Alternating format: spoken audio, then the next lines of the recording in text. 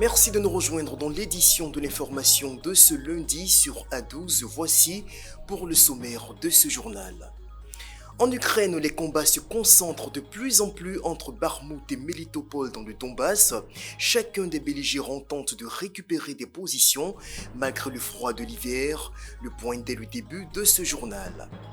Cyril Ramaphosa en campagne pour la présidence de l'ANC, le chef de l'État sud-africain sous la menace d'un vote de destitution pour corruption tente de rester stoïque.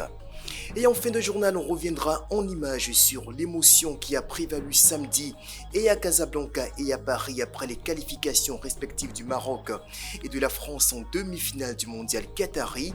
Pour l'Afrique tout entière, le signe indien a été vaincu. Des nouvelles du front en Ukraine pour démarrer, les forces russes poursuivent leur offensive en direction de Bakhmout, dont elles tentent de s'emparer depuis maintenant plus de 5 mois. À Kherson également, la ville reste traumatisée par les bombardements de l'armée russe. Pendant ce temps, Melitopol, de l'autre côté du Dniepr, semble être dans le viseur de Kiev. On fait le point dans cet élément. En Ukraine, les bombardements russes de ce week-end ont fait 2 morts et 5 blessés dans le sud de Kherson.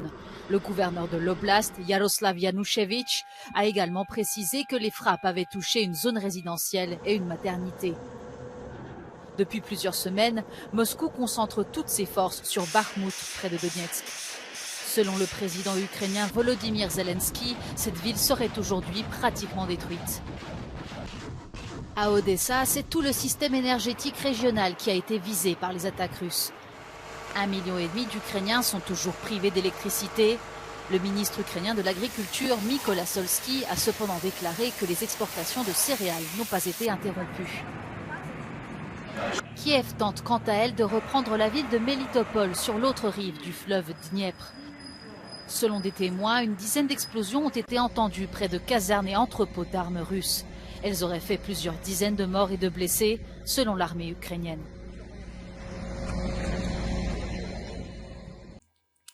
On poursuit avec l'actualité politique française pour évoquer l'élection hier dimanche d'Éric Ciotti à la tête de la principale formation de droite, les Républicains. Le député des Alpes-Maritimes succède donc au démissionnaire Christian Jacob. Éric Ciotti a été élu président des Républicains avec 53,7%.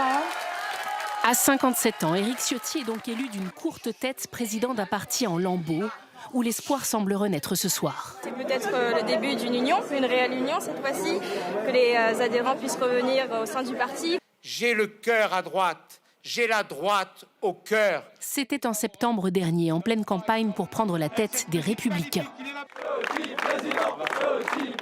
Les adhérents ont donc tranché. Le patron de la puissante fédération des Alpes-Maritimes a mené campagne sur les fondamentaux, dit-il. La droite républicaine est forte parce qu'elle s'assume, parce qu'elle dit les choses, parce qu'elle ne fuit pas les problèmes, parce qu'elle ne cède pas, elle ne concède pas au politiquement correct. Il soutient aujourd'hui la candidature de Laurent Wauquiez pour 2027 et jouit d'une indéniable notoriété. Les Républicains atonnent depuis la cuisante défaite de Valérie Pécresse, depuis aussi l'ascension d'un certain Emmanuel Macron, doivent se refaire une santé. Éternel second, Éric Ciotti pourra-t-il renouer avec un passé glorieux ?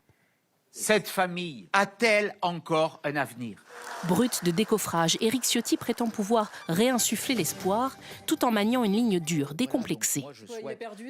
Ça veut dire quoi être identitaire? C'est simplement, pour moi, aimer la France, aimer son histoire. L'élection d'Éric Ciotti pourrait changer la donne au sein du parti.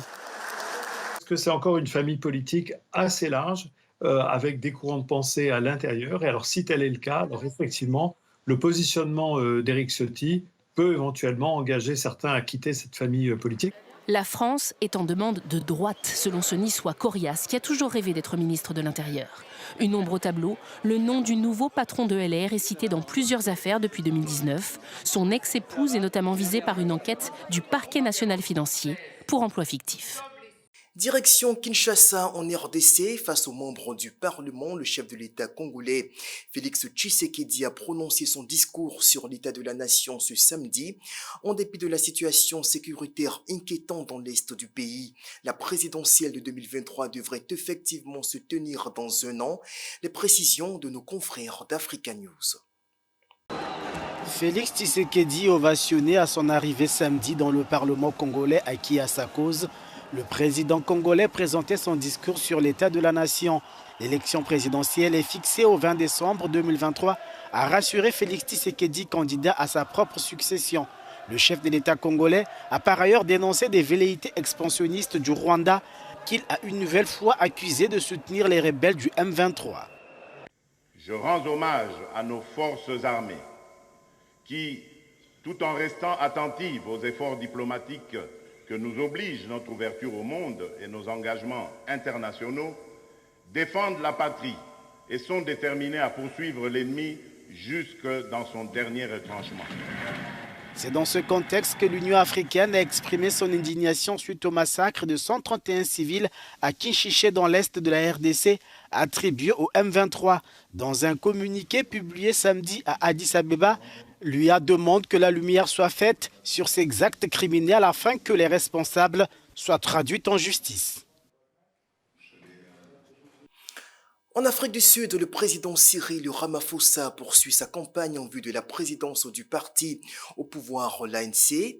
L'actuel dirigeant sud-africain affiche clairement ses ambitions électoralistes, mais il devrait cependant faire face en seulement 24 heures à un vote de destitution au Parlement pour cause de corruption. Regardez. Cyril Ramaphosa en campagne samedi au Cap pour les élections à la présidence de l'ANC prévues la semaine prochaine. Il affronte son ancien ministre de la Santé, Zweli Mkhize. Le vainqueur pourrait présider aux destinées de l'Afrique du Sud en cas de victoire de l'ANC aux élections de 2024. Nous devons avoir cette conversation en tant qu'hommes et travailler sur les stratégies et les actions que nous, les hommes, devons mener pour mettre fin à la violence sexiste.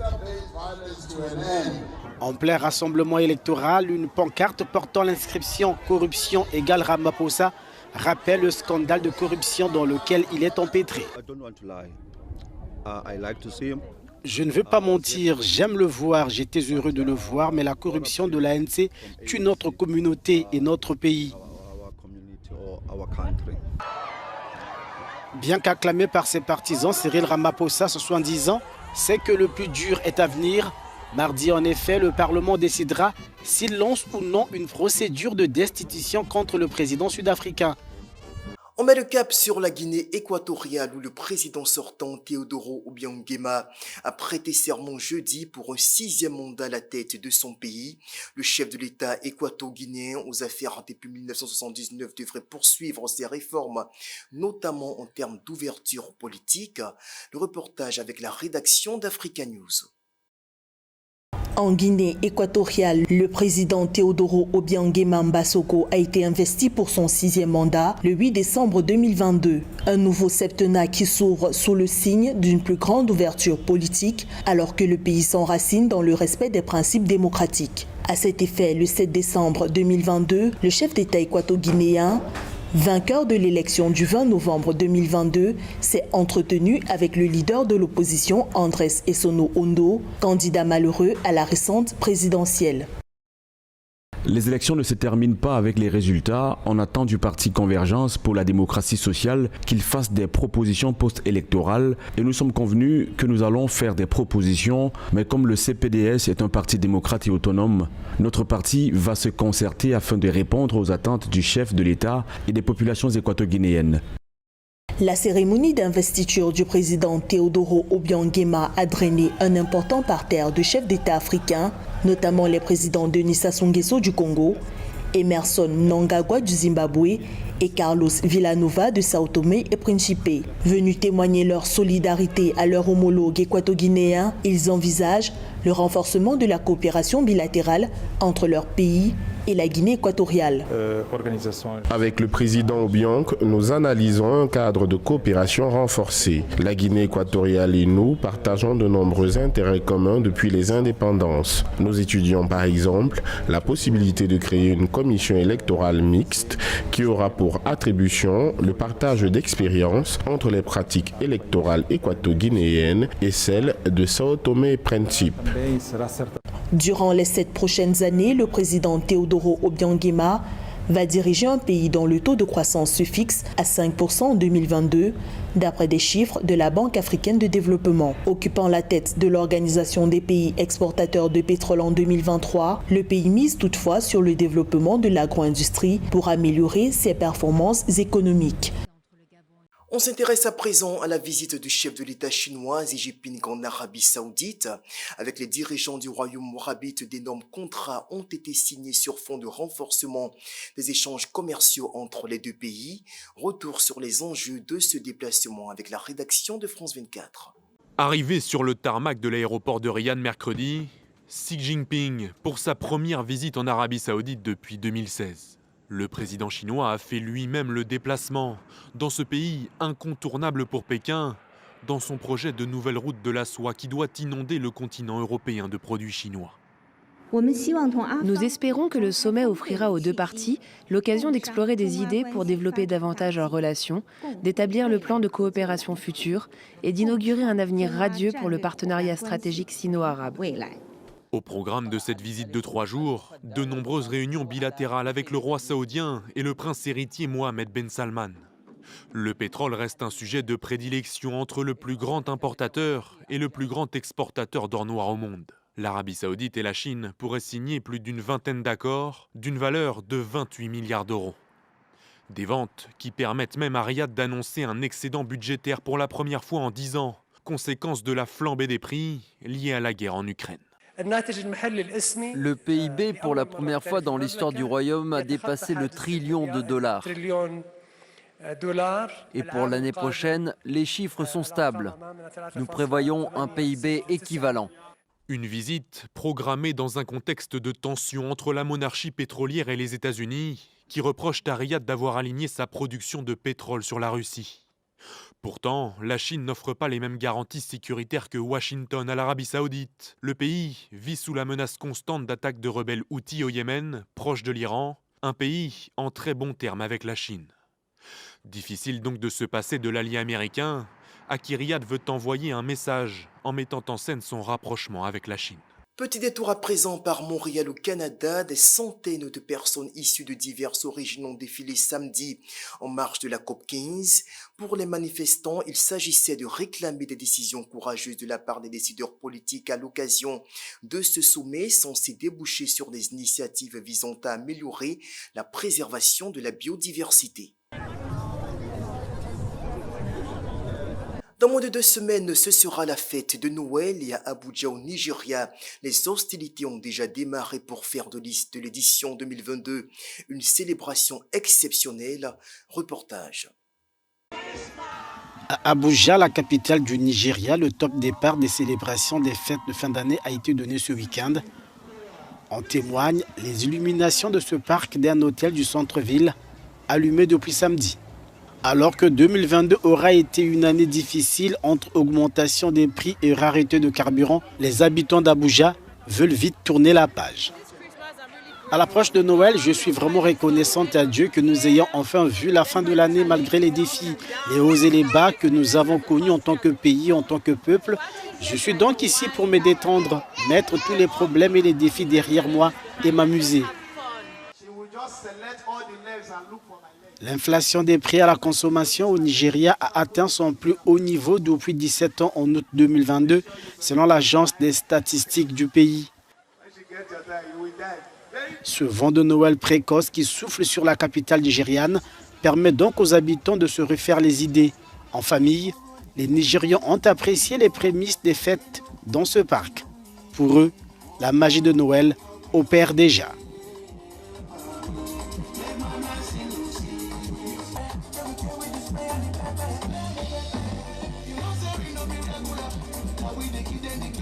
Voilà une information qui devrait captiver nos propriétaires de fermes un peu partout en Afrique, en Tunisie. Une application conçue par une start-up a entamé depuis quelques années une véritable révolution dans la gestion du bétail.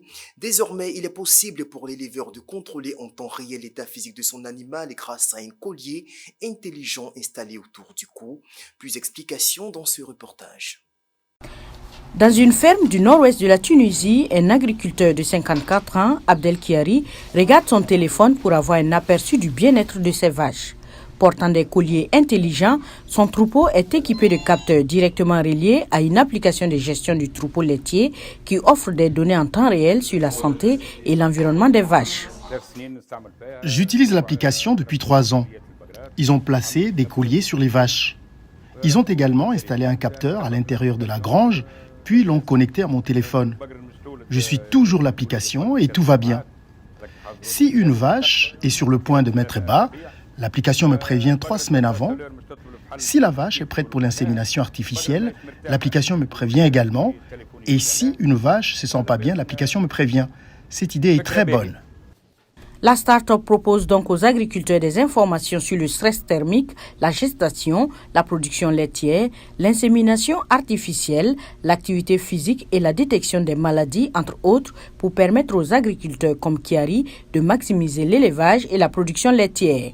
Imen Amemi, ingénieur agricole et chargé de communication à Moumi Startup.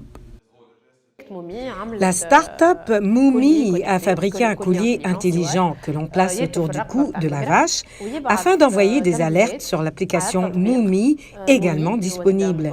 Il envoie des alertes ponctuelles à l'éleveur pour lui dire que sa vache vit un stress thermique, que la température a beaucoup augmenté dans l'étable et qu'il doit ventiler ou verser de l'eau sur la vache si nécessaire. S'il y a beaucoup d'humidité, il doit prendre des mesures pour changer la situation afin de créer un environnement propice à la production de lait par les vaches. Pendant l'été, les vaches de Kiari avaient des températures et une humidité élevée et cela affecte directement la production de lait avec une diminution de 35%. Une situation qui affecte également la fertilité des vaches et rend difficile leur insémination avec des coûts élevés. Avec Moumé, l'agriculteur Abdel Kiari arrive à surmonter ces difficultés. Après 3 ans d'utilisation de l'application Moumi, la production de lait s'est améliorée et les vaches ont trouvé un rythme régulier pour manger et dormir, ainsi que pour boire de l'eau. Cette application m'a beaucoup aidé. La Tunisie souffre d'une grave pénurie de produits laitiers et les responsables préviennent que si la situation persiste, les réserves stratégiques de lait du pays pourraient s'épuiser dans quelques semaines. Dans l'actualité sportive, la grosse information, c'est bien sûr cette qualification historique pour le Maroc samedi en demi-finale de la Coupe du Monde au Qatar. Les Lions de l'Atlas se sont sublimés face à leurs adversaires espagnols pour offrir à l'Afrique une première apparition au-delà des quarts de finale dans ce tournoi. La France qui s'est également qualifiée héroïquement face à l'Angleterre après 90 minutes de folie. Ambiance en images dans les rues de Casablanca et de Paris au terme de ces rencontres.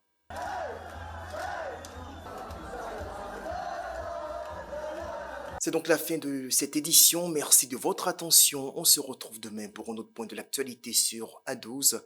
D'ici là, portez-vous bien. Au revoir.